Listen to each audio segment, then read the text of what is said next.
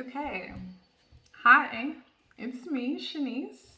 Um, I know I've been kind of gone. I'm sorry about that.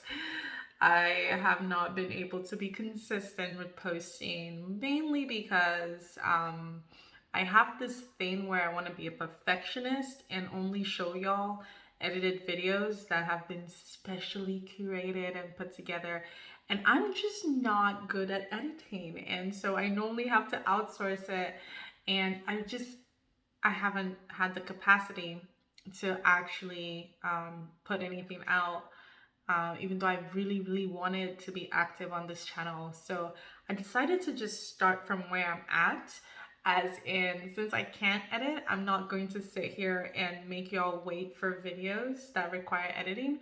I'm gonna post now, talking like this, and hopefully that appeases you. And in the meantime, I'll keep working on getting the more nice edited videos out to you guys.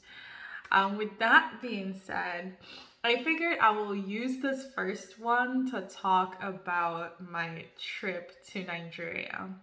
So, for those of you who don't know, I was born in Nigeria, and after we moved to the US in 2006, I hadn't gone back to Nigeria in well over 16 years. So, for the first time, I had the opportunity to actually be back in Nigeria. I was there for 10 days, and it was for this church program, church conference that we went to. And oh my goodness, I've just had so many stories to tell, and I hadn't had the chance to actually sit down and have story time with my friends. So it just occurred to me, let me just make a video about it and tell you guys about my experience being back in Nigeria for the first time in forever. And I will make a separate video where I talk about, IPPC, which was a conference we went to, and, the word I got, and, the experience and the testimonies that just from IPPC. That's a whole different, video. And honestly, I don't know how I'm going to make it short because I have so much to say regarding that. And just there's so much that God just did that I want to be able to thank Him for. But that's a story for another time. This one is just going to be focused on my experiences outside of the actual church conference, just being in Nigeria again. Now, I want to go ahead and I'm gonna apologize beforehand because my grammar is gonna absolutely go out of the window. You're gonna be hearing like as all the nonsense that you don't want to hear. So if you're a grammar Nazi or you happen to have been my English teacher, I am so sorry. I don't know what to tell you. I apologize. This is just gonna be me just really talking, and I'm not even gonna edit this video. I'm just gonna post it as is. So I apologize beforehand to anybody who's offended by that. So I will preface by saying that I went um, on my birthday. So I flew to Nigeria on my birthday. And if any of you have been, you know how long that flight is. It's legitimately more than half of the day you're in the air just flying. And I didn't go the typical route. So I didn't go to Atlanta at all. We went from, Texas to Washington, D.C., and then just straight to Nigeria. And so it was very interesting. And a lot of people kept telling me to tell the flight crew that it was my birthday. So I did. And I'm very glad I did because they treated me well. And I will say that no one is paying me for anything I'm saying in this video. So don't think I'm getting any kind of ad money or anything from this video because I'm just telling you about my own experiences. And I will say that, I flew United and they took care of me. Like, they actually took care of me. I'm pretty tall and I have really long legs, at least for a girl, I've been told. So I was able to sit down in a place where I was able to stretch my legs, and, I enjoyed my flight immensely, thanks to the just amazing flight crew that we had. Everyone was really, just loving towards me, and It was just great. It was just all love and just nice vibes, all through. And they gave me a nice gift to take home with me, and they were even offering me alcohol, which why. But I was just like, okay, thank you, but I didn't partake because I just don't really like alcohol, and so I just ended up watching movies the whole time, listening to music, and just kind of preparing myself, calmed down and all that, just preparing for the trip ahead. Because already I was hearing some reports and I was just like, why, my people, why? And then also the flight crew, they made everyone sing happy birthday to me, which, if you know me, I really don't like that kind of thing. But the way they handled it, it was pretty nicely done.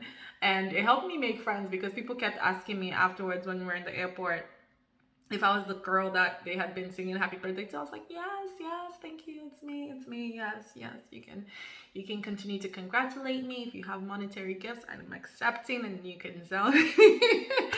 I didn't do all that, but it was really nice. Now what I was referencing about the flight is that we were already getting reports that there was this other flight that was supposed to go with ours around the same time as ours, with the same destination, and they ended up being grounded because some people were being rowdy, and the flight crew and some Nigerians on that flight got into a fight, and so that plane ended up not being able to take off. So for me, I felt like, by comparison, my flight was pretty tame. The only thing I remember was that was kind of off was that they kept announcing that we can't take off until everyone is sitting down. And so for some reason, all the mamas on the plane, all the older women, they just decided that they want to go pee right then. And they just formed this line in front of the bathrooms, just waiting to use the restroom. And, the flight attendants kept saying, please go back to your seat. You can literally come and use the restroom as soon as we take off, but we can't take off if you're using the restroom. And it kind of sparked this whole incident where, the older guys just kind of ganged up against the flight crew, and they were like, let them pee now. It's just to pee. Let them pee. Why can't they not pee? So it's okay. We can wait. Let them just pee. Now, so you stay there for 15 minutes waiting for people to pee. And I'm so sorry, the pigeon will come out. It will come out because it was just surreal to me. I haven't flown internationally. I haven't flown internationally since we came to America in 2006. I've been doing mostly domestic flights, so I hadn't had the opportunity to fly internationally. And personally, I came earlier for the conference, so I wasn't pressed for time. I just thought it was funny to watch that happen. And even right before we were about to take off, this one other woman, she's making her way towards the restroom, and because we're now finally at a place where we can take off, one of the flight crew was like, please ma'am, just go sit down, you can come back right back in 2 minutes, we just got to take off. And again, all the guys were like, no, she wants to pee, let her pee. And so they let the lady pee. So 25 minutes later, we were finally able to depart. And so that was really, besides that and, some incidents, just a little tension here and there. That was really the most that we saw on my flight. No physical fights or anything, so very grateful to God for that. And even when there was tension, I felt like the crew really handled it well, because it wasn't like tension for no reason. Nigerians, especially when you pay for things like first class and business class or whatever, you've paid really good money and you're expecting really good service delivered, and that doesn't come through. That's really upsetting.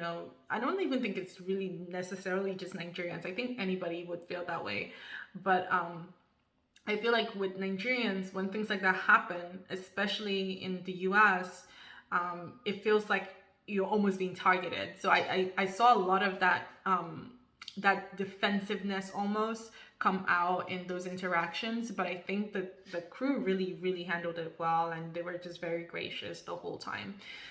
So, with very few incidents, we were able to get to Nigeria. Now, the one thing I will say, and I'm not sure if this is just all international flights, just don't know that people eat.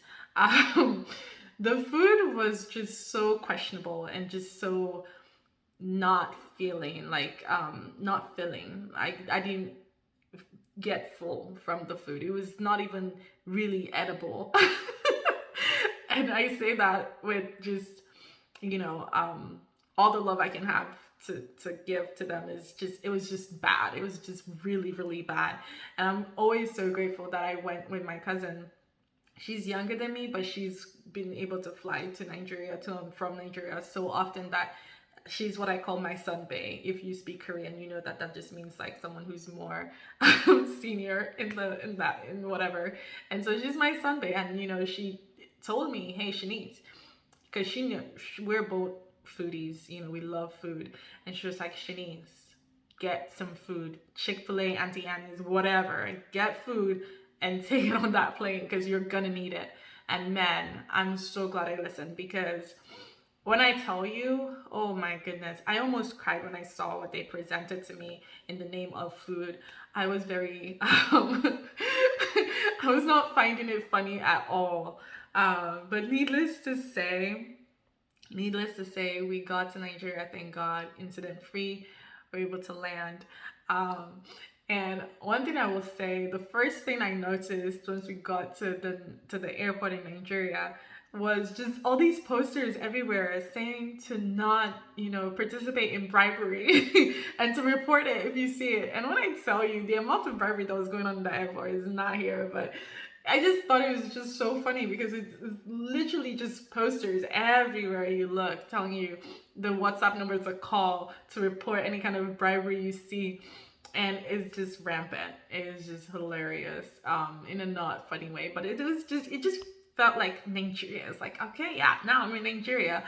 And another thing I noticed was how inefficient everything was. You know, I mean, it's 2022, and they were giving you pen and paper to fill out information. And I was just like, why?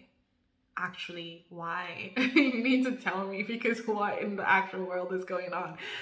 Why am I holding a pen and paper at an airport filling out sensitive information? Like, this does not compute. It's not making sense. Like, make it make sense, you know? And I also noticed that, you know, in the American airport, you know, there's just one computer and it does 500 things.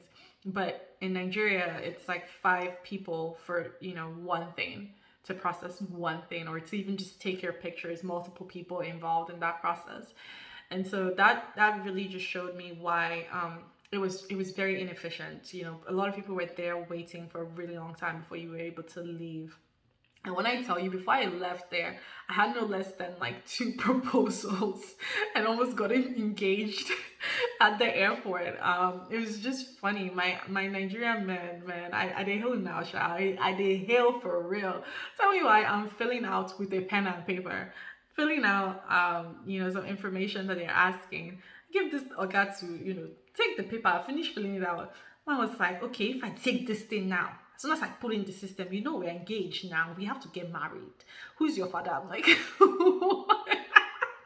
what in the actual world is going on? I was very, very just thrown off. You know, just the level of, you know, playfulness and just friendliness, even in the midst of, you know, the bone face and rudeness. You know, it was just an eclectic mix that made me think, ah, I have arrived. This is Nigeria. This is Nigeria. You understand what I'm saying? And so I just kept thinking the whole time that if I was someone who had never been to Nigeria, you know, thankfully I was born and raised, so I'm a little bit, I have some kind of experience and background. But if I had no background with Nigeria, I'd be so thrown off. Like, it would be the biggest culture shock, because as soon as you walk out, you know, you're seeing all these guys just heckling, you know, trying to take your luggage, and you don't even know what, they don't announce, you know, what their deal is, what's going on, what's your price. They don't do anything. They're just, oh, auntie, let me help you, let me help you, let me help you. You know, let me do this. And they're just people that, you know, they're trying to hustle. and get some money while helping you get your luggage to your car or whatever. So me and my cousin and our friend, we just kind of got some people to help us, and we were able to go just fine. But it really, like, the whole time I was just thinking, man, thank God I'm used to this to some degree, because everything is just, it's just crazy, and it's loud, it's so different. It's so different, but it just felt like I was back home, and obviously I'm a Potako girl, if you didn't know. I'm a Potako babe. But we were in Lagos, and so I didn't really get to do a lot of things I wanted to do, but at the same time, I got to experience Lagos, and we got to stay with my aunt and my uncle and my cousin, and so it was really fun. We really got to just be with them, and like I said, it was my birthday, so by the time we got to my uncle's house, they had a cake ready to surprise me. Now, I will say, as I already told you, I'm a foodie. My friends here will tell you that I don't really eat desserts. I'm not really a dessert person. And I think that's just because it's American desserts. I'm not someone who believes in combining different food groups. I believe in segregation of my food, which is an unfortunate word choice, but I don't want fruits in my cake. I don't like it. I don't think it should be happening. I don't know why it happens. I feel like in Nigeria, maybe it's because I grew up there, but that's always been a thing. The cake is just the cake, and the icing. We're not doing all these extra things. And the way Nigerians bake is very different from the way things are done here in America. So when I got to enjoy authentic Nigerian cake, people that have had it, you know what I'm talking about. It's very different. It's very, very different. And it's so tasty. I'm actually quite embarrassed, but actually no, I'm not embarrassed. I'm trying to act like like I'm ashamed, but I'm really not. I ate like a whole quarter of it by myself, like shamelessly dug into this thing. And I will tell you, the one thing that I kept telling myself as I was going to Nigeria, just outside of the church conference, is I was talking to my stomach. I said, this stomach, I don't care what anybody says. I don't care. I've heard the horror stories of people that went to Nigeria after being in America for a long time, and they have all these horror stories about how your stomach can't handle it. I told my stomach, me and you, if you like, mess me up one time, just mess me up. I was very, very firm in the fact that I did not want any kind of issues. I wanted to go and really enjoy everything that God had for me in Nigeria, which largely is just gonna be food because of the timing of when I went. I just had to eat. I just had to eat. So thankfully, my stomach really held up its end of the bargain. Not one issue. Not one issue. I ate so much. When I tell you this stomach was still audacious. No matter what I ate, it was still fine. It was holding up very well. I'm very grateful to God. I'm very, very grateful, because honestly, I would have asked for a refund if I wasn't able to handle all the food that I wanted to eat. But I dug into that cake. First things first. I was talking to my aunt. I was like, we need to get some suya. The suya is necessary. It's really necessary. And then, she was actually able to help me get some other things too, that I was just, Auntie, I love you if you're watching this video. Thank you so much. Uncle, thank you so much. I love you guys. But really, I enjoyed because of them. So we got suya. And I will say to you, like, one thing I noticed was that they kept trying to put all these extra things, cabbage, tomato, whatever you want to call it, all these extra vegetables, or grass, as I like to call it. And I was just like, first off, the only thing you really need is the meat, and then maybe you can have the onions. Anything outside of that is just doing too much, because I'm just trying to get this food in my stomach. Like, that's really what it is about. Everything else you're doing is extra to me. We don't need to be doing all of that. Let's move. Let's just go. And so really, that was my mentality. I didn't, I don't eat grass. I really don't. I just wanted my meat, and boy, they delivered on that suya. All right. We went out and we got suya that first night, and I was so happy. I was so excited. Got a really nice night's sleep, and then the next day, me and my aunt had already kind of planned out our itinerary. So For those of you who don't know, because of the exchange rate in Nigeria, it's really, really cost efficient or cost effective, whatever you want to call it, very cheap to go and do your hair in Nigeria. And so, yeah, I normally only let my sister or myself touch my hair. Nobody else has touched my hair in actual years. But I was ready and I was excited about it because I knew, feeding braids costs in America here. You're looking, if you have a friend, maybe they'll charge you 200 if you're lucky. Most of the time it starts from 300, maybe 500 and upwards to crazy numbers. And I personally don't even care to sit down and do braids, so I wasn't really ever gonna do feeding braids in America. But in Nigeria, okay, so because of exchange rates, by the time they washed my hair, they did a special treatment on it, did the feeding braids for me. Um, I ended up spending, including tips and everything, I ended up spending less than $50. And these feeding braids were amazing, just beautiful, long, really nice. They were not big, and just really nice looking. And you can see I posted pictures of it on my Instagram at Shanice Knows. It's Shanice underscore knows, but I'll put in the little caption, so if you want to go see it, you can see it, because yeah, it was actually really nicely done. I really appreciated my aunt for taking me. We went to this nice, salon, so it wasn't just one person. Because you could have had it done for way cheaper. You just have someone come to the house and do your hair for you, and it would run you a lot less. But yeah, we got our hair done, and then we went and did our nails. Just, they had this other place where you could just go and get your nails done. And when I tell you, okay, so we had these guys working on our pedicures, and it was like they wanted to scrub up every single skin on my, not even the dead skin, they wanted to peel back a whole layer. I was like, oh guys, it don't do. What did my skin do to you? It don't do. Like, I was actually shiny like yellow papa. It was really bad. My feet were turning red and yellow. It was so bad.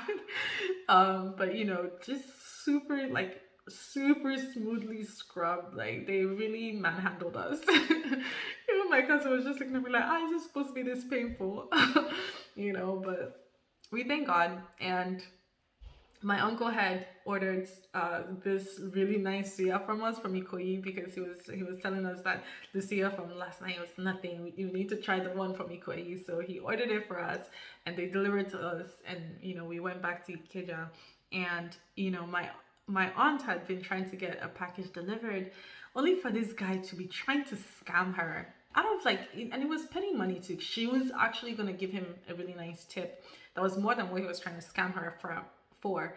And because he kept trying to scam her, she was just like, man, like, I'm actually gonna give you less. Like, she really called him out and everything. And she really handled the situation well, because if it had been me, I don't know that I'd have been as gracious as she was. But she was really gracious. And I think it's because you kind of understand that people are just having a hard go of it in Nigeria. They are. It's a place where rich gets richer, which happens a lot of places, but it's not really regulated. There's very little to no help for people that are suffering from poverty. And poverty is really, it's like a disease. You can't really think or see past it. And so I even felt bad for the guy. And thankfully that was the most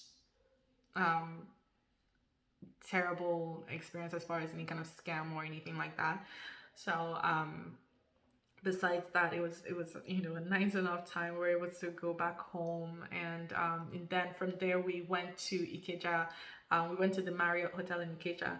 And I want to say a big thank you, because since it was my birthday, people really showed up for me, and I was able to stay at this Marriott. It was a relatively nice or new hotel, and very, very nice, like 5-star type nice. Like, I forgot fully that I was in Nigeria. As soon as you step in, it's just, what in the world class service. Everyone's so courteous. Like, really, you're getting your money's worth. It's just a phenomenal experience. And again, I just want to tell you, they're not paying me to say this. If you've been there, you know exactly that I'm telling you the truth. As soon as we got there, they got our stuff together. We were able to just go stress free. Went to go to their buffet. We had a dinner at their buffet. Area that they had there, and it was really nice. Everything just gorgeous, plated really beautifully. Delicious food. I don't know that it's the best because we did have better food later on. It just looks nice, presented really well. And we were able to eat with our pastors and really celebrate my birthday there. And then afterwards, we went up to this nice room. Just, a place is nice where you kind of have to, when you kind of have to figure out how the plumbing works. Like, how do I flush the toilet? What is it, motion censored, or is there a button that I just blends into everything that I'm not exactly seeing, or how does this work? So when you have to figure that out, you're in a fancy place. And when I tell you that place was fancy, that place was fancy. It was really nice. We explored that whole hotel. There were so many nice amenities. They had this grill place. They have this really exclusive lounge for like members and holders of this black card, which we did manage to get. And so, we were able to go there, have some nice breakfast, and just enjoy the views. And they had a place you could get a massage. They even had like an Asian spot too. So we didn't even, because we had very limited time, we didn't get to explore and do as much as I really would have liked to. But oh my gosh, the only thing I regret about the Marriott was leaving that place. But we had to leave because our accommodations were at this other hotel, and I will not mention the name because it just, I think honestly, it's bad for them because I just came from the Marriott and they're nowhere near being a 5-star hotel like the Marriott. And so I just immediately was taken back by the different atmosphere. When I tell you, my first night at that new hotel, I got bit by mosquitoes. Like, the moment you stepped into the room, you could tell you were gonna get bitten because the whole place smelled like they wanted to suffocate you with shelters. And people who don't know what shelters is, it's like, think of Raid, to spray bugs. It's like a bug spray, but it's like the whole place had been sprayed with it, and you could just smell it everywhere.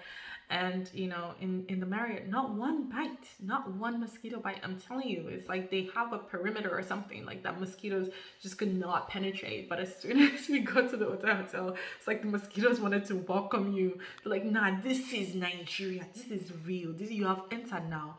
You understand? So the first night, legitimately 3 mosquito bites, which doesn't seem like a lot. It's just crazy considering that I'd absolutely forgotten mosquitoes existed thanks to Marriott and my stay there.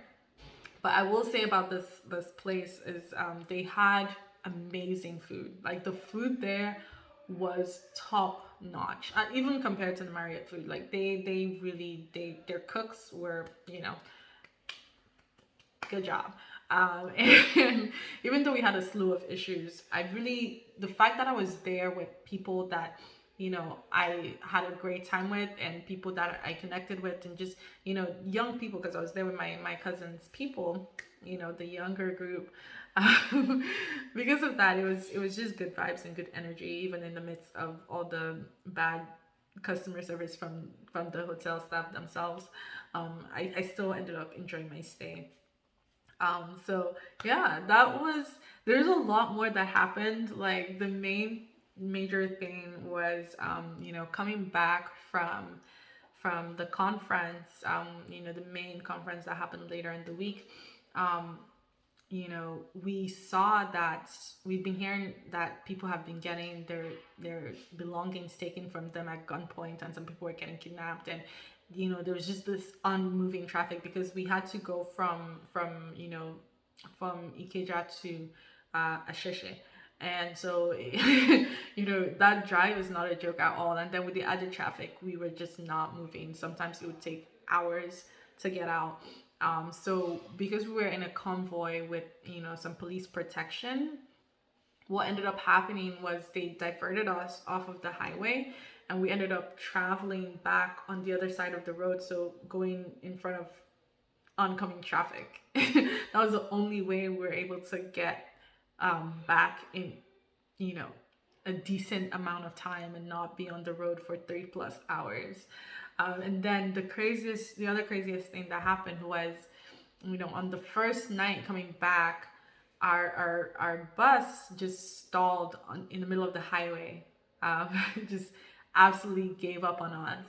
And we started speaking in tongues. Like it was not funny at all, because we're in Nigeria in the middle of the highway, and we've been hearing all these crazy stories that were happening. And just thankful to God, because this tow truck came and just towed us to this transportation place where we're able to wait it out, get an Uber, and get a new bus to get back to the hotel. And it just highlighted for me that Nigeria has changed. It has changed a lot. In some places now you don't even see okadas anymore. They only have those keke things. And the fact that we were able to have a tow truck come and tow us somewhere, that's insane to me, because normally back then you had to kind of be sufficient. You have to take care of yourself, and don't think the government is going to be able to do anything for you. But it shows me that there's growth, even though there is a lot of room to grow. And there's a lot that I didn't really get to see, and I was showed it from a lot of things, from seeing a lot of the really bad things that was happening. But it just made me first off grateful to the people that I came with, because everyone that was there was a child of God, and we weren't really moved when certain things was happening. Like there's a lot I'm not gonna go in and talk about, because it was actually kind of crazy. But even through it all, everybody just maintained this calmness, because you had this assurance that everything was gonna work out. And I'm just so appreciative of that, and I'm appreciative of everyone who made this trip possible. There's so many people I could mention, but being able to go back to where I was born and experience the things I experienced, I don't take it for granted at all. I'm very, very grateful to literally every single person, my cousin, and all of you that made that trip what it was for me. I'm very, very grateful. Thank you so much. There's so many things I want to say, and I can't remember now, but I'm grateful to have been able to share at least some of the highlights of this trip with you. I got to meet a lot of really cool people. I didn't take a lot of pictures, because I'm not really the type of person that fangirls and does those things. The people I took pictures with had some kind of significance to people around me. Like they wanted me to take pictures with these people, or I had some kind of ulterior motive going in. And so thank you to those people, who you are, who took time out of their schedules to even come and talk to me, because I know what it is when someone walks up to you and asks for pictures.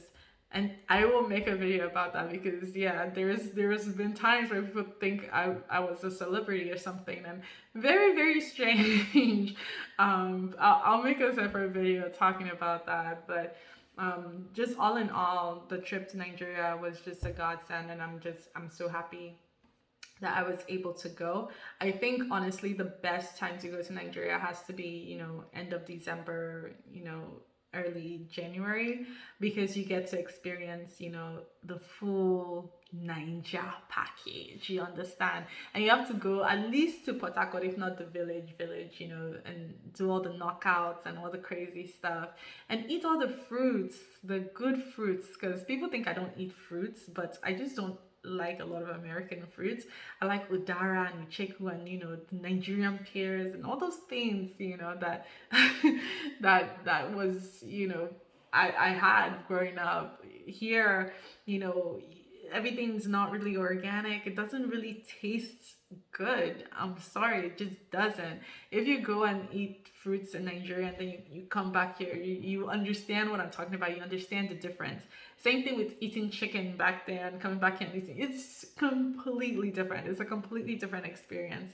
And so I'm just so grateful that I got to eat. Oh, thank God I got to eat. So if you know that you want to come and take me to fly out to Nigeria, and you want to be able to, you're going to take care of my security and all that, I don't have to worry about anything, let me know. I am ready. I am so ready. Me and my cousin or my sister or whoever wants to come with me. I like to travel with at least someone I can share an experience, but I don't like to go by myself.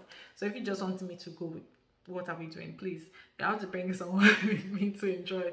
Um, but yeah, tell me in the comments about the time that you went to Nigeria. Or if you have any questions for me about my trip to Nigeria, I'm happy to share more. And if you like this video or didn't like this video, go ahead and feel free to express yourself. That's okay.